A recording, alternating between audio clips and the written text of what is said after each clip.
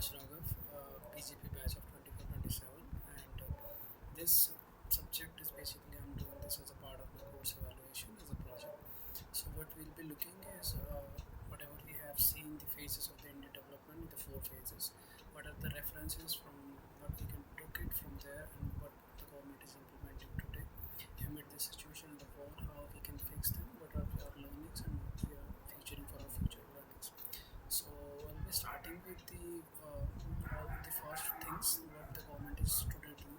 So we have earlier seen in the phases like phase one and phase two, where the state heavy or center heavy models were implemented. But today the realization through after the globalization has changed.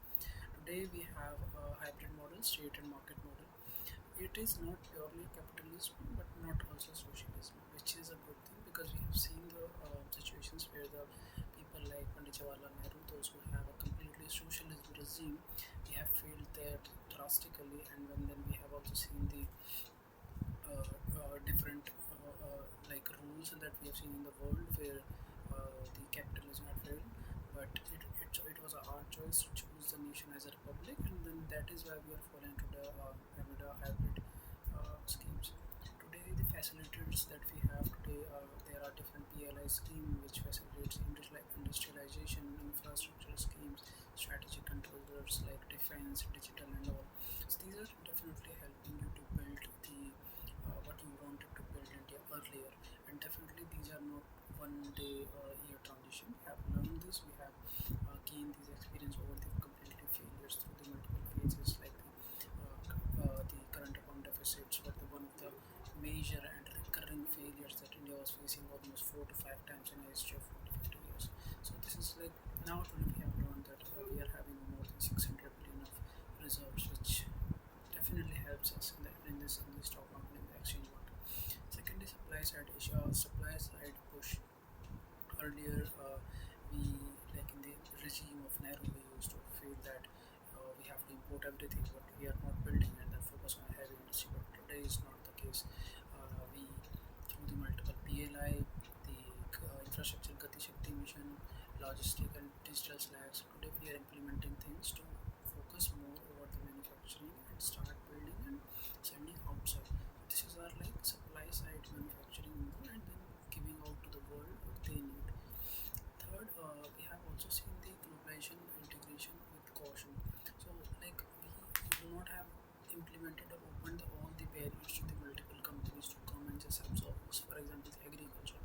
We knew that our major population depends on the agriculture, so that is why we have kept that under the certain limits so that we can protect the our farmers' interest or the our people's interest rather than over pushing over the globalization. So like it's not in China. China is a completely globalized nation, like everything from farming to everything, but we have to take care. So that is why the globalization integration, but with the caution that we have done that. Now we have the fourth one is the financial and the macro stability. We have seen that the wars, shocks, and oil prices shoot up drastically, like this time also.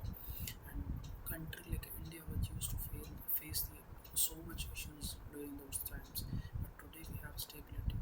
Today, when the FII sold, let's say 2,000, 3,000 crores of stock market, and we have DIS, domestic investors, those who can purchase that.